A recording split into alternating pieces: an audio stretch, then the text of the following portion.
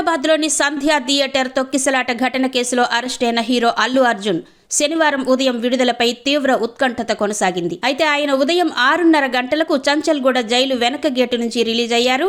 Jail నుంచి అల్లు అర్జున్ నేరుగా Gita arts కార్యాలయానికి వెళ్లారు. అక్కడి నుంచి జూబ్లీహిల్స్ లోని తన నివాసానికి వెళ్లారు. ఈ నేపథ్యంలో అల్లు అర్జున్ ఇంటి దగ్గర భారీ బందోబస్తును ఏర్పాటు చేశారు. అయితే అభిమానులు ఎవరూ రాకుండా ఇరువైపులా బారికేడ్లు పెట్టారు. అయితే నిన్న అల్లు అర్జున్ ను అరెస్ట్ చేసిన తర్వాత గాంధీ ఆసుపత్రిలో హెల్త్ చెకప్ చేసిన తర్వాత నాంపల్లి కోర్టులో ప్రవేశపెట్టారు. దీంతో న్యాయస్థానం పుష్పకు 14 రోజులు రిమాండ్ విధించగా పోలీసులు చంచల్గూడ జైలుకు తరలించారు. అనంతరం తెలంగాణ హైకోర్టు 4 వారాల మధ్యంతర బెయిల్ ఇస్తూ ఆదేశాలు జారీ చేసింది. అయితే సంబంధిత పత్రాలు జైలు అధికారులకు రాత్రి 10:30 గంటల తర్వాత అందడంతో అల్లు అర్జున్ను చంచల్గూడ జైల్లోనే ఉంచాల్సి వచ్చింది. కానీ బెయిల్ ఉత్తర్వులు జైలు అధికారులకు లేటుగా అందడంతో శుక్రవారం రోజు రాత్రి మొత్తం ఆయన జైల్లోనే ఉండాల్సి వచ్చింది.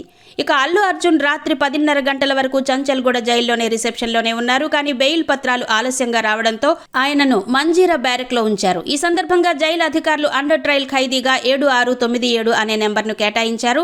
బ్యారెక్లోని క్లాస్ 1 రూమ్లో అల్లు అర్జున్తో పాటు మరో 2 విచారణలో ఉన్న ఖైదీలున్నట్టు సమాచారం.